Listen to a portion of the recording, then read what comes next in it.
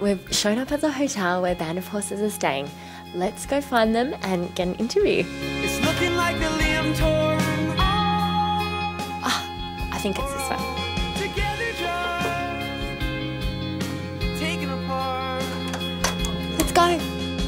Hi guys, you're watching 1700. I'm Tegan and I'm sitting here, maybe lying perhaps, with Creighton from Band of Horses. Yay! How are you going? Oh, I'm good. Bit of a lazy morning for you. Still yeah, waking up. I actually haven't gone to the gym yet, so Oh, something you do every day? I try. I wanted to start off by saying you guys played a really intimate acoustic performance last night at the Corner. Something you added in quite last minute to your touring schedule. Yeah. Why did you guys decide to add that in, and what was the incentive for popping in an extra show? Well, I mean, I think the extra show is probably just because we love Melbourne enough to pretty much do anything we can for it. But the acoustic thing is kind of a new. Well, it is. It's a new thing. When it's really come to term with the new record and with Ben and Tyler being on to and Ryan really being on, like the other lineups of this band maybe is conducive to doing acoustic stuff. Okay. So it's actually kind of a players kind of thing. Yeah. Tyler is such a great, like, I mean, not just bluegrass and stuff like that, Yeah. but he's great acoustically, so I think it's been a lot easier with him involved. Yeah. So. And I guess, yeah, I don't know, we also like to try to test ourselves. You know, I'm a drummer, I'm a rock drummer, so it's really difficult for me to just be like, lightly play. So Yeah, it's and do always something nice. more intimate yeah, and relaxed. it's nice to, you know, check out your sea legs. So what sort of stuff do you like listening to outside of Band of Horses? Outside of Band of Horses, at the moment, I'm into a lot of dub. Oh, okay. What else have I been listening to?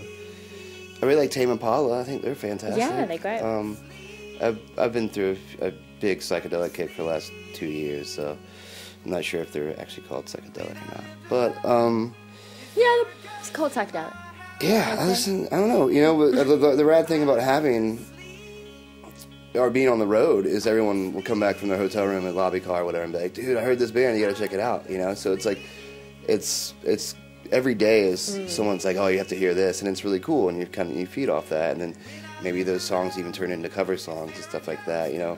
Which is our new thing, is we try to, wherever we are, we try to see if we can regionalize a cover, you know, of some sort. Oh, that's really interesting. So that makes it fun, and you know, and like we're gonna do a tall dwarf song, and then it's like I haven't heard that band in so long, and I got right back into it, and I don't know, yeah, it's really cool. And as you started off with 25 tracks for the album, before you whittled it down to the few that are on Infinite Arms, do you think maybe you could join those with some of the covers and do a little B-side release?